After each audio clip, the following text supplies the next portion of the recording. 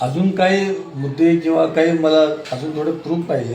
ते झाल्यावर मी स्वतः जसं आमदारांनी इथं बोलवलं मी सुद्धा माझ्या ऑफिसमध्ये बोलून अध्यक्षांनी काय काय केलं, कसं माझा पराभव झाला आणि त्यांनी कुठं कुठं मॅनेज झाले अध्यक्ष, जरा डिटेल जरा येऊ दे. मी सर्वांना बोलतो.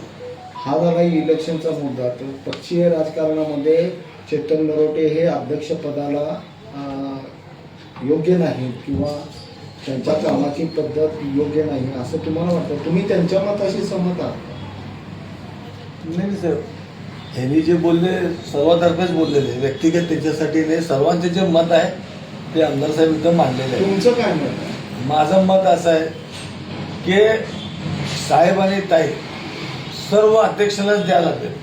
आमदारकी असू दे, काम त्या शहर अध्यक्ष असू दे, तिकीट असू दे. माझं एवढं मत आहे की अध्यक्ष यावेळेस उभारायला नको होते. त्यांनी सर्व शहराची त्यांच्यावर जबाबदारी होती. तिने एकाच प्रभागामध्ये अडकून बसले, तुम्हाला माहीत आहे. ठीक आहे, त्यांच्यावर सर्वांच्या म्हणजे बारकाईने नजर होती किंवा अध्यक्षावर टार्गेट होता. तर त्यावेळेस तिने सर्वांना नाहीतर कुणाला तरी पक्षाची जबाबदारी द्यायला पाहिजे होती अध्यक्षांची. येलदुला सर होते, निंबर्गी सर होते, चाकोते साहेब होते.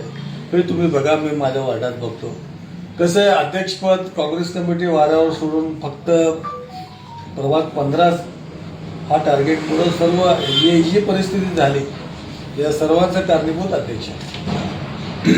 अजून मला थोडा वेळ द्या, अजून मी मला बोलणारच आहे, मी बोलणारच होतो, पण अजून काही माझ्याकडे प्रूफ घ्यायचे, ते झाल्यावर एकदम ठामपणे मी बोलणार आहे.